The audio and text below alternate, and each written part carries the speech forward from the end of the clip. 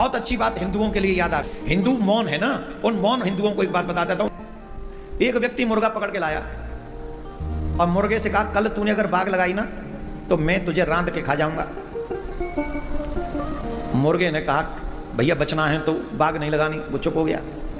अब सुबह हुआ तो उसकी तो हैबिट बनी हुई थी बाग लगाने की, तो उसने बाग मतलब आवाज नहीं लगाई। तो क्या किया उसने, अपने पंख फड़फड़ा दिए।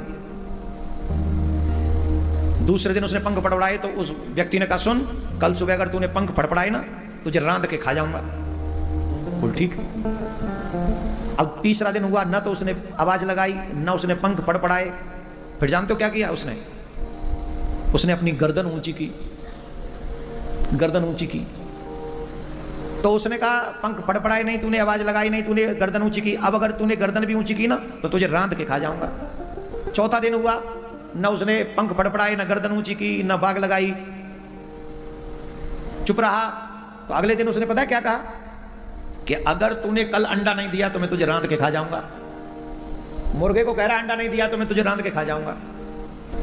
उस व्यक्ति ने पहले दिन कहा कि अगर तुमने आवाज लगाई तो मैं तुम्हें रांध के खा जाऊंगा। दूसरे दिन कहा तुमने पंख फड़फड़ाई तो मैं तुम्हें रांध के खा जाऊंगा। तीसरे दिन कहा कि तुमने अगर गर्दन ऊंची की तो मैं तुम्हें रांध के खा जाऊंगा। अब उसने चौथे दिन न तो पंख फड़फड़ाई, न बाग लगाई और ना ही गर्दन ऊंची की। अब अगले दिन वो आके बोलता है कि अगर तुमने आज अंडा नहीं दिया तो कल मैं तुम्हें रांध के खा जाऊंगा। तो वो जो मुर्गा था बड़ी जोर जोर से रोने लगा।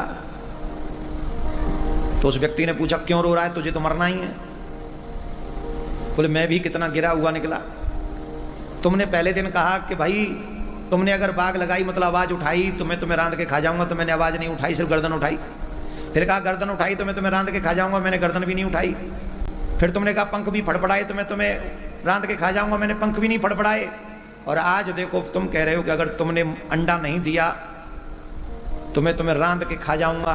इसका मतलब है मैं तो अंडा दे नहीं सकता, इसका मतलब है मुझे तो मरना ही है।